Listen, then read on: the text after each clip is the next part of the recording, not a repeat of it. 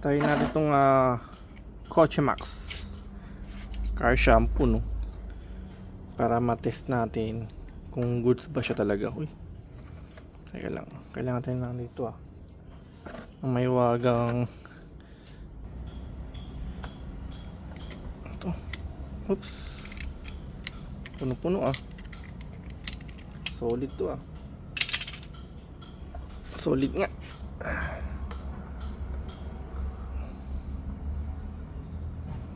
Siguro mga ano lang 80. Tapos itong kulay green experiment natin. Sa bagay na nakaraan, experiment din tayo. Ganun din ang ginawa din natin dito. Kotse Max po yan sa nabili sa Shopee. Ito medyo malabnaw siya. Ayan siya. Tapos itong Pro Wash ng car shampoo ni Reverse.